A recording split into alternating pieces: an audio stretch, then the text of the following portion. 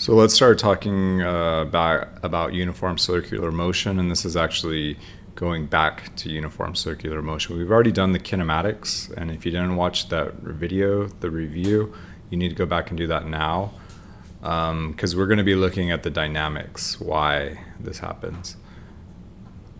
And so we'll be using some quantities that we developed in the kinematics section. So uniform circular motion, we have some central point, and then we would have an object moving along in a circular path around that point. And so in kinematics, we learned that we have tangential velocity off in this direction. And then we would define a position vector, r, which just points out to where the object is. And then we also picked up that there's an acceleration because this velocity is changing. If we were to come up here, then the velocity vector would be pointed tangentially, so it would come off like this. And since my velocity is constantly changing direction, we have an acceleration. And that acceleration is towards the center. So it points directly towards the center. This is uniform. This means uniform means that the tangential velocity is not changing. It's at constant speed in the circular. And so we define this to be the centripetal acceleration. Centripetal meaning center seeking. So no matter where it is, that acceleration is always towards the center. This would be my centripetal. And then we define the centripetal acceleration to be v squared over r. Also keeping in mind that the velocity is equal to the angular velocity times r. So if we substitute that, we get, this is omega squared times r. Substituting that in, you get omega squared r squared, and then one of the r's cancels, leaving this. So either one of these, remember angular velocity is a measure of how quickly it's changing its angle. So radians per second, meters per second. So this is centripetal acceleration. Now we want to start analyzing forces. And to do that, we need to get some coordinates on here. And there's two different views that we have. We're going to be working in 3 dimensions. We can't, doing an XY here, it gets crazy because the acceleration is changing direction. So we can deal with this velocity changing direction, but this acceleration, if we had X and Y, you can see that the components of it are always going to be changing, and so force is going to be harder to analyze. And so what we'll do is we'll drop a, let's see if this color shows up. We can talk about, whoa, that's totally off. Well, let me undo that. Because what's happening is we're actually going to have a coordinate system which is rotating along with the velocity and the acceleration. And so we can define it to be an r and t coordinate system, actually RTZ. So this would be r, this would be t.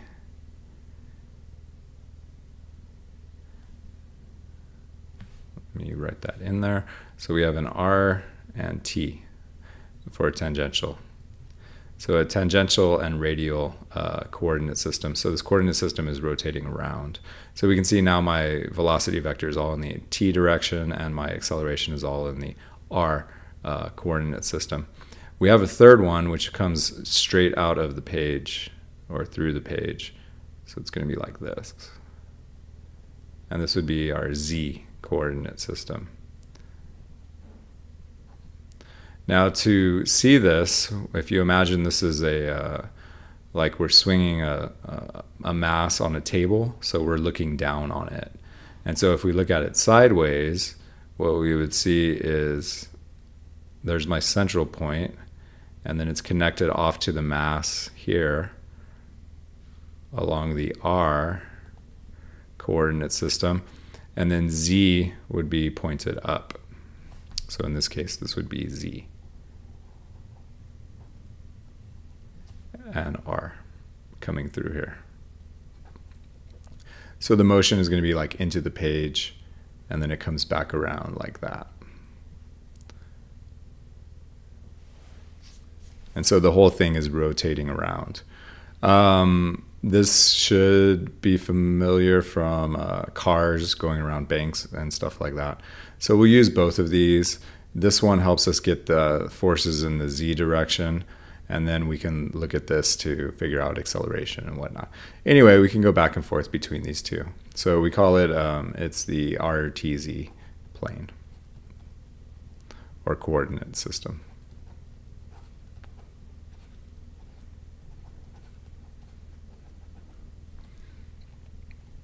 And so what we have when we have uniform circular motion, we have a couple things. In this coordinate system, the velocity in the r direction is 0. The velocity in the t coordinate system is omega r. That comes from our definition up here. And our velocity in the z is 0.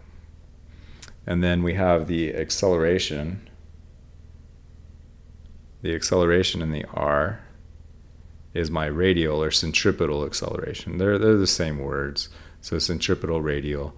Let's just change it to, well, I'll put it r. That's AC, which is my v squared over r.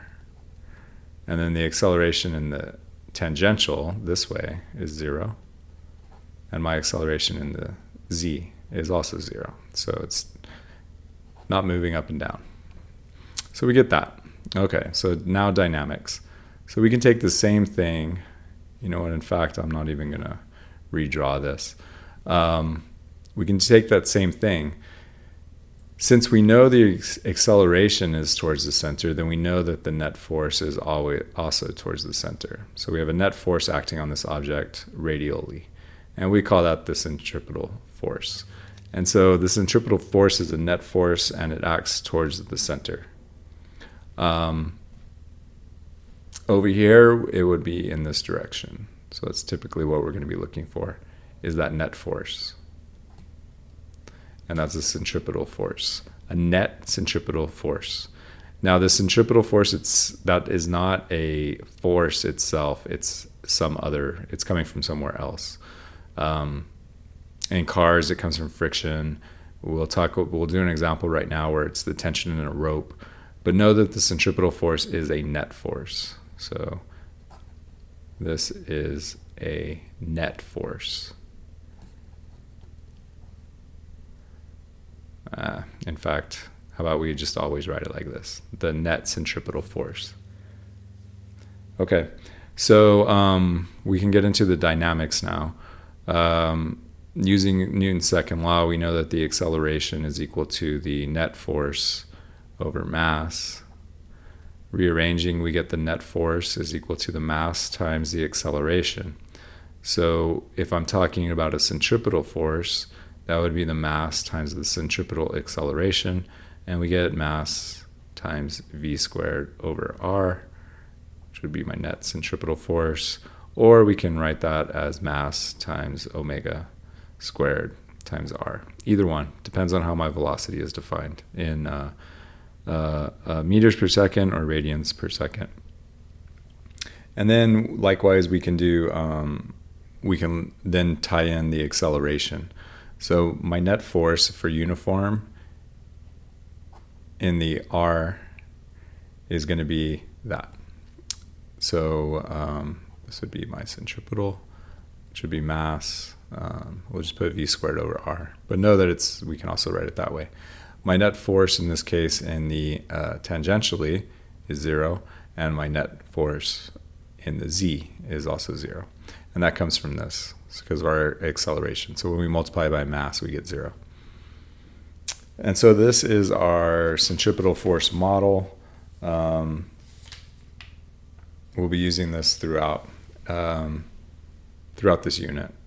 Okay, so let's do an example. So we have a child on a cart, and her father holds a 2-meter rope, which is attached to the cart, parallel to the ground, spins the cart in a circle with a constant tension of 100 newtons. How many RPMs does the cart make? So these things, it's all about drawing the picture. And typically we'll draw 2. So we'll draw 1, we'll say that's the father, holding a rope, which is attached to a cart. I'm going to draw it larger because I want to put the mass in there. So it's 20 kilograms and 5 kilograms. So we have 25 kilograms here. And then this is in circular motion. Like so, whatever, I can't draw a circle. You get the idea. So it's moving around in a circle. We'll say it's moving that way. So everything's positive. And then we know that there's a length here. So the length is 2.0 meters. Okay, so we know that there's a centripetal acceleration. And then what I want to do is I want to flip and I want to see the z. So again, standing here, holding the rope. Here's the cart. And we're looking in the up-down. So we're looking in the z plane. So this goes into the page. So this is ZR. This would be R and T. So we draw two pictures, RT and ZR. So it's kind of edge on, you know, we're standing behind it. It's moving like that. Okay, so now we can think about forces and stuff. So the forces acting on the cart will have a net force acting inward, which would be my tension. So we have some tension in. You also have a normal force up, and then you have the force of gravity down, Fg. And so my centripetal force has to be inward because it has to match the centripetal acceleration. So now we can use Newton's laws. So we'll start with Newton's law for centripetal divided by mass. We're going to want to know the RPMs. RPMs come from angular velocity. So we can rearrange this, or actually let's just do it here. So centripetal is omega squared times r, and that's going to be equal to the net centripetal force, which is the tension, divided by the mass. And then we would divide r, so we get omega squared. It's going to be T over mass times r, and then take the square root. So omega is going to be the square root of the tension mass times the radius. And if you multiply that out, let me check my notes, 1.41 radians per second. So the angular velocity, 1.41 radians per second. But the question asked about RPMs, so we need to convert this into RPMs. So we got 1.41 radians per second, 1 second, times radians is up, so it comes down. There's 2 pi radians in each one revolution of a circle. And then we'll switch seconds into minutes. And there's 60 seconds in 1 minute. So we multiply across and divide by 2 pi. And you get, I think it's like 13.5. So 13.5 revolutions per minute. Sounds fun. If I were in the center, I would get sick. So I may be able to do that for about 10 seconds before I tripped over myself. Okay. Another way of analyzing this is to get cars. So you might remember this from Physics 1. So let me get a new problem up, and we'll analyze a car going around a turn. Okay, so here's our problem. We want to get the max speed 1,500 kilogram car can make around a turn, can make a turn around a curve of radius, that's poorly worded, so a radius of 50 meters on a level road. We'll come back to banked roads later, without slipping. So let's sketch it from above. So we're going to look at the TR plane. So we have this car, like 1,500 kilograms, and basically it's got to go around a curve, and we're assuming that it's part of a circle, so uniform circular motion. And so we have the R value here is given, so it's 50 meters, and then we'll have we have to have some centripetal acceleration acting inward. Okay, let's think about as it goes through the turn. So as it's going around this turn, I'm not drawing the other one yet, but what we want to look at is the tire. We want to zoom in on the tire.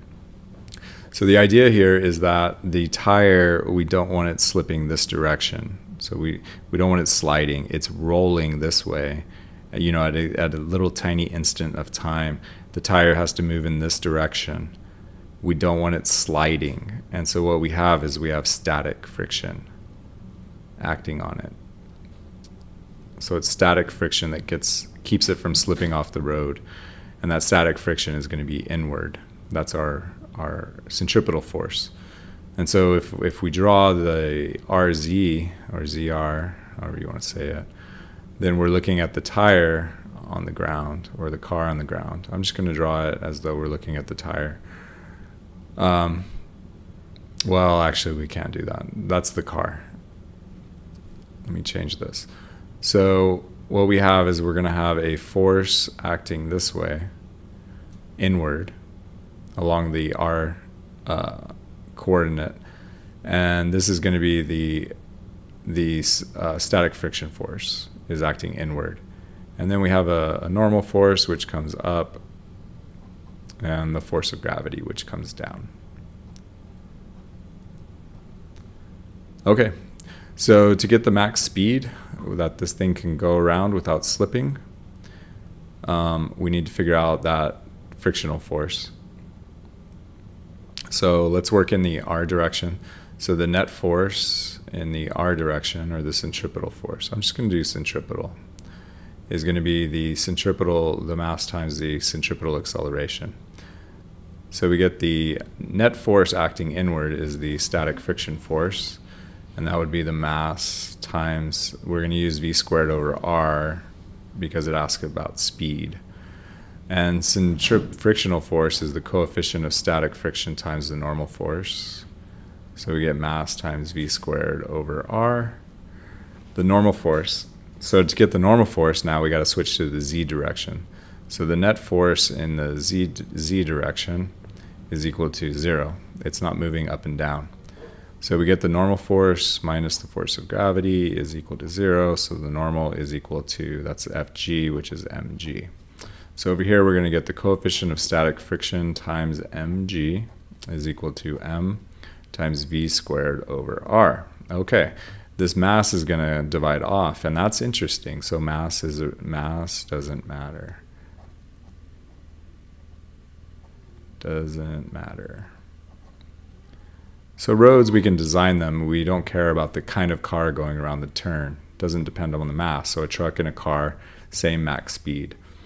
We'll multiply the r to the other side. You get the coefficient of static friction times g times r is equal to v squared. So we'll take the square root on the other side. So what you can see is that the velocity, the max speed that you can safely go around this, is dependent upon the coefficient of static friction and the radius of the turn. So if either one of these go up, we get a higher speed. If either one of these go down, we get a lower speed. So when you have, let's think about the coefficient of static. So the coefficient of static friction, when it goes up, the speed can go up. So we want sticky roads. So when it's raining or icy or you have worn out tires, you need to slow down. You have to go slower or else you're going to slide off. And we kind of know that just from driving.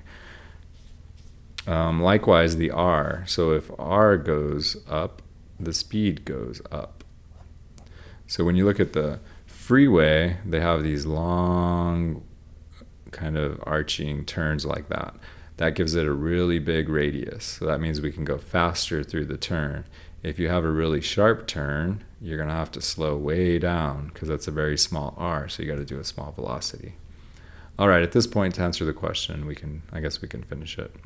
The coefficient of static friction for rubber on concrete, we take it to be 1. So we could just say it's 1 times g, which is 9.8, times r, which was, what was it, 50? And then take the root of that, and that's your velocity. I don't know what it is. It's 22-ish. So the velocity is approximately 22 meters per second.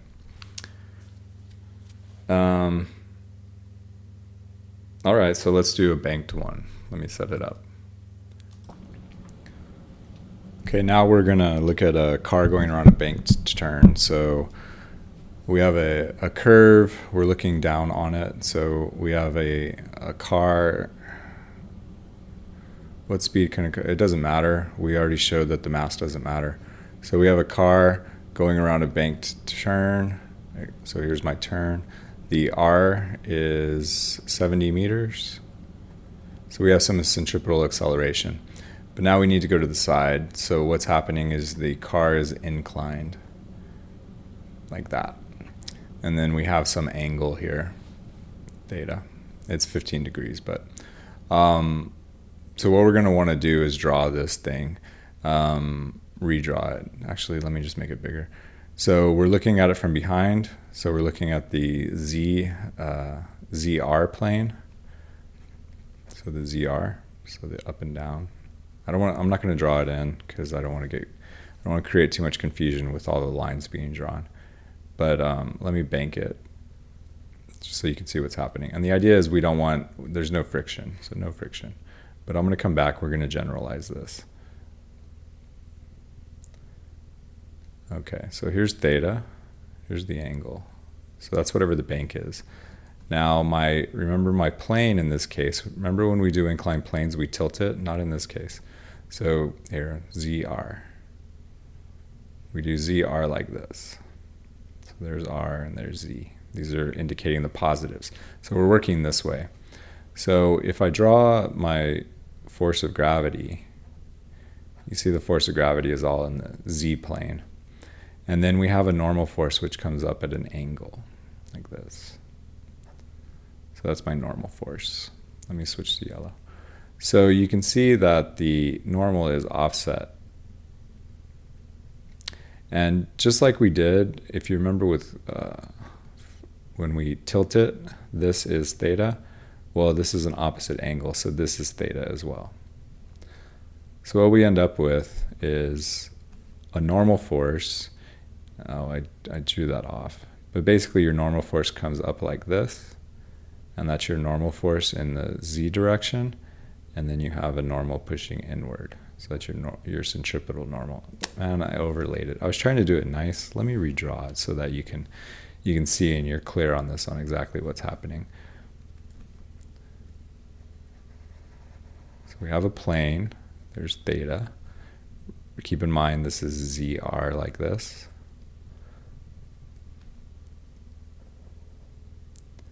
There's my object. And then let's switch to red. So force of gravity comes down. And that's all in the Z. And then the normal is going to be off at an angle like this. That's the normal. And then we get the normal in the Z direction. And then we get a centripetal from the normal. So the radial. And this is theta. This is whatever that angle is. It goes right there. Okay, so now we can analyze it. So we need a net force acting this way. And that's my centripetal force. So net centripetal force is equal to the mass times the centripetal acceleration. The only force acting this way is this. So we have the normal in the R direction is equal to the mass times the centripetal acceleration. The normal in the R direction, that's going to be the normal sine theta. So we get normal sine theta is equal to the mass times the centripetal acceleration. But we need to get the normal force. We don't know what that is. And so what we can see is that we can work in this way, the Z direction. So the net force in the Z, so we're going to pause here, come over here. So the net force in the Z direction is 0, and that's the normal in the Z minus the force of gravity is equal to 0. The normal in the Z direction, well, that's the normal cosine theta. So we get normal cosine theta is equal to FG, which is mg, and then we solve for the normal. So the normal is going to be mg over cosine theta. Now we plug it back in. So we get mg over cosine theta sine theta is equal to m times the centripetal acceleration is v squared over r, because we're going to want velocity here. You can see the masses, we can divide those off, and then this becomes sine over cosine, and sine over cosine is tangent theta, and that's equal to v squared over r. Multiply r to the other side, you get rg tan theta, and we take the root, and that would be your velocity. And we just plug in the values. So basically it's getting this working in 2 dimensions. Plugging back in, we get a nice little equation. So you can see that the velocity, this is called design speed, by the way. Because notice now, the previous one, it depended on the coefficient of friction, so it depended on the tires and the conditions. This one doesn't. It just depends on the radius of the turn and the angle. So we don't care about the mass of the car, so mass doesn't matter. We don't care about the coefficient of static friction, so your tires don't matter. It doesn't matter if it's ice or not. If you go this speed, you'll make it around the turn, because it's all provided by just the normal force. So this is the design speed. Calculating, it's around 14 meters per second. Okay, but now the question is, what happens if you're going slower than that? Or what happens if you're going faster? And what happens is you actually have friction either acting this way or this way. And so let's analyze that a little bit, and we can figure out maybe something that will tell us how fast you can, what happens, what determines the direction. So I'm just going to redraw real quick. So we have that theta, and then we have this car. Okay, so we have a normal force coming up, like we did previously, and then we're going to have friction. So friction is going to act this direction. I'm going to kind of exaggerate this, but that's going to be static friction, or it's going to go the other way, but the picture's the same. And our coordinate plane is like so. And if I drew a parallel line to that, that would be here. So what you should see is that this would be a transversal, so this angle is right there, theta. And that's important because we want to get our force right here. That would be my static friction. I'm just going to say the centripetal friction, so the friction pushing in. And we want to know, is that positive or negative? If it's positive, it's going to go out this way. If it's negative, it goes this way. So that means that my friction force flips direction. I hope that makes sense. So we're just going to check the sign on the centripetal frictional force. Okay. So to do that, what we would do is we would set this all back. I'm not going to do all the trig and stuff in here. I'm going to show you. So we want the net centripetal force. That's the mass times centripetal acceleration. So now my centripetal force, like it was before, we're going to have the normal acting this way, so the normal sine theta. Let's just say this, the centripetal force plus the frictional force, centripetal, is equal to the mass times the centripetal acceleration.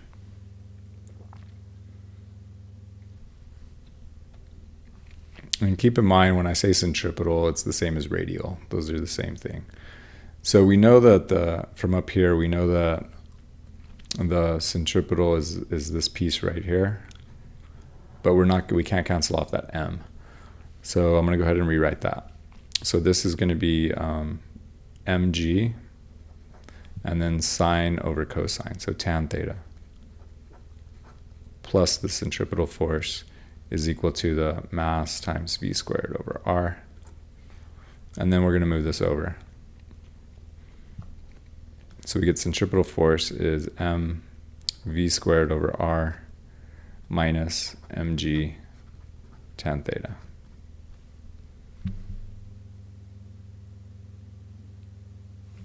All right.